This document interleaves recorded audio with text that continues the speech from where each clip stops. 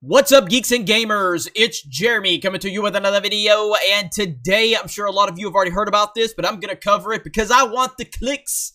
I want the clicks. But no, in all seriousness, this is a great story for us to continue to show how crazy these far-left lunatics are, because they are indeed crazy. Absolutely crazy. Joker star Joaquin Phoenix walks out of interview over controversial question. He wasn't laughing. And this is on Men's Health. The reason I went to Men's Health is because it's got Men's Health in the title, Men, and I want to really trigger some SJWs. Joaquin Phoenix is garnering tremendous praise and Oscar buzz about his role as comedian turned villain in the upcoming Joker. But the actor, who is currently on a promotional trail for the film, found himself in an awkward situation during an interview with The Telegraph when an uncomfortable question caused him to walk out.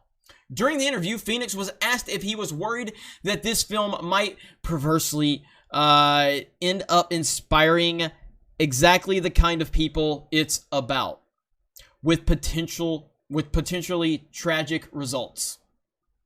The question caused Phoenix to mutter, "Why would you no to the interviewer before walking out," only to return an hour later after the journalist did some peace brokering with the Warner Brothers PR.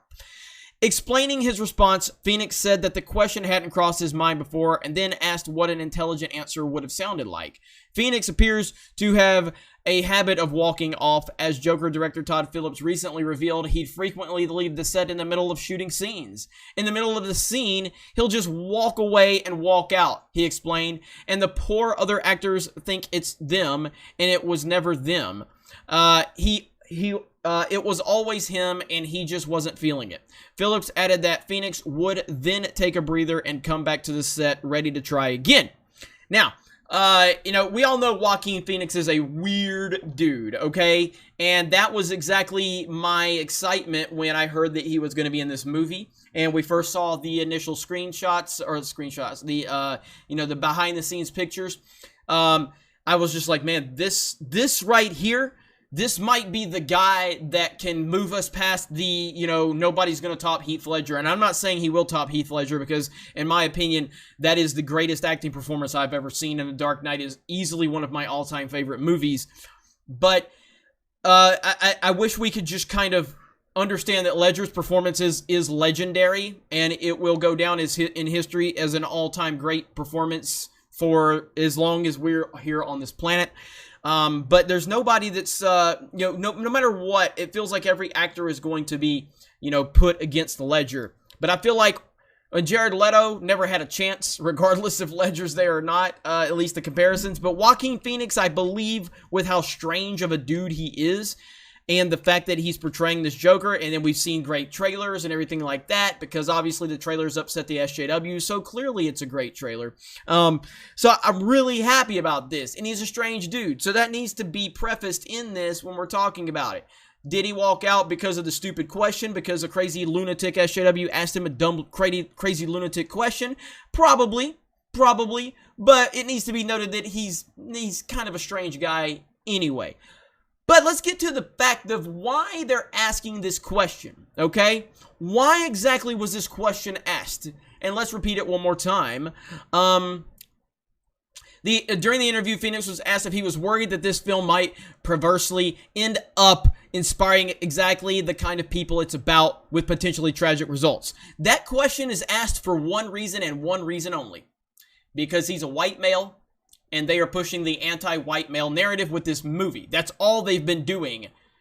These people are nuts.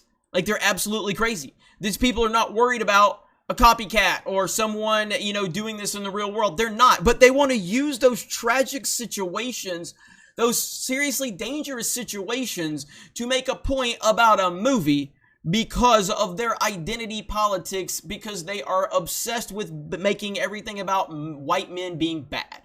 Now, I don't know who the journalist is that asked this question. I'd like to find that out. I probably should have done it before I recorded this video. I thought it might actually tell me. It was with a Telegraph. It doesn't give, unless I'm missing the name right here, it doesn't give a name. Nope. So after the interviewer, so the journalist did some peace brokering, so it doesn't give me the name of the person.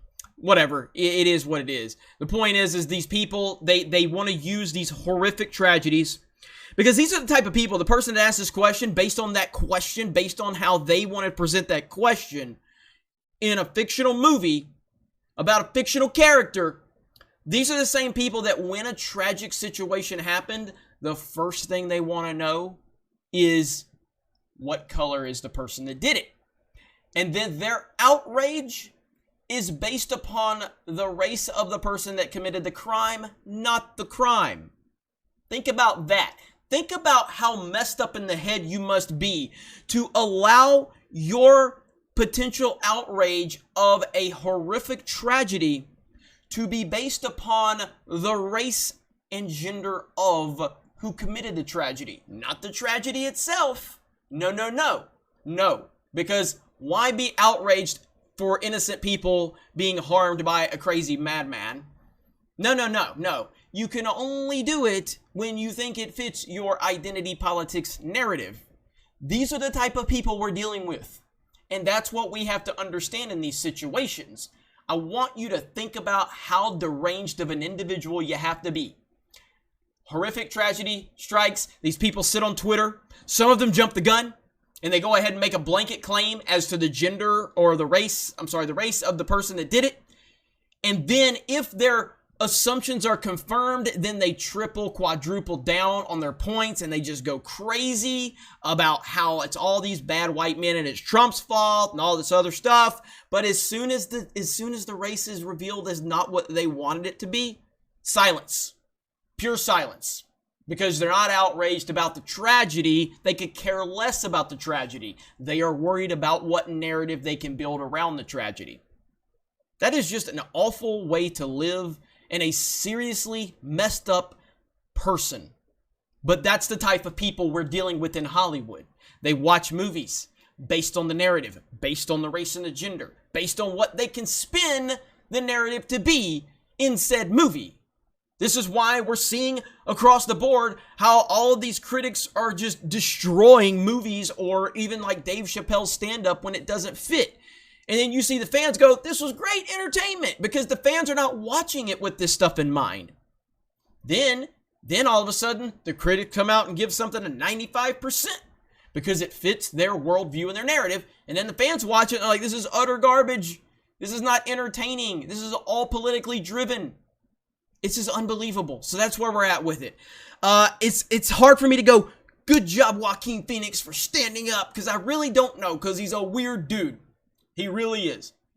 And I can't just sit here and go, he's standing up against the nonsense, because he's just a weird cat. But what I can say is, based on how the interviewer is asking this question, because we have movies with crazy people doing crazy things, crazy characters, crazy make-believe characters, and crazy make-believe stories all the time, every weekend they release.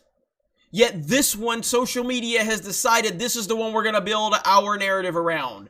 So this person asking this question is walking right into the stupid social media trap and the narrative building around it. So this is a crazy person that has decided that they want to capitalize off of it too. Unbelievable. Anyway, let me know your thoughts in the comments below. Have a great day. Thank you very much for checking out this video. Subscribe to the channel. Check out geeksandgamers.com, and we will talk to you later. Hey everyone, it's Jeremy from geeksandgamers.com, and if you're a fan of Geeks and Gamers, please go to our website, visit our merchandise store. We have t-shirts, hoodies, hats, beanies, tank tops, and in the very near future, we're going to have many more products for you to choose from. So thank you for the support. We appreciate it. You guys have a great day, and we will talk to you later.